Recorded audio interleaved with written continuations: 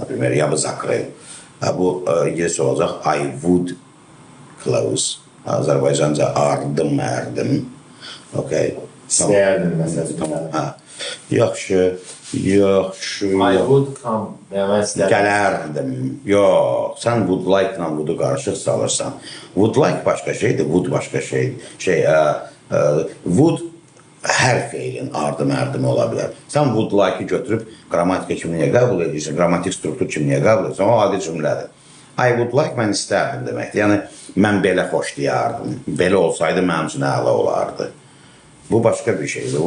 Sən bunu niyə müqayisə edirsən ki, would bəs axı hər feil aid, mən içərdim, necə deyil? Su olsaydı içərdim. I would drink. Tamam mı? Yaxşı. Yaxşı. Tamam. 12 zamanda açar hissələr hansılardır? 28-dir. Açar hissələr. 3 dənə zaman hansıdır? Valla 12 dənə yoxdur. 1, 4, 4, 4. O 12 dənənin içində 3 dənə şey var. Mıx. Onlar bütün işi həll edirlər. Və müəllimlərin çoxsunun zamanları uzun müddətə örgətməyə çalışmaqlarının, örgədə bilməməklərinin yeganə səbəbi dalqabaq baxmaqdır məsələyə. Bu aspektdən baxılmamaqdır. Əslində bunu canlıda izah eləmək istəməzdim.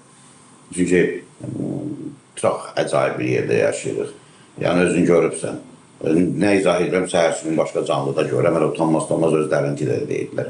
Yəni, istəməzdim bunu qədər izah edeyim, amma bil, zamanları örgənməyin açarı 3 dənə hərəkətlərdir. Did, həvdan, həddan, did, həvdan, həddan. Bunu başa düşən adam zamanları bilir. Bu, başqa bir hərəkətin baş verdiyi anlamda müqayisə olaraq. Gəl bir eləyək də. Çətin gəlirsən o. Məsələn. Dünən sən də, məsələn, yazı, sənət imzalamışsan, mən də imzalamışam. Amma mən 2 saat səndən qabaq imzalamışdım. Görsən, təbii olaraq Azərbaycanca ağzım da düz dedi. 2 saat qabaq, 2 saat səndən qabaq imzalamışdım.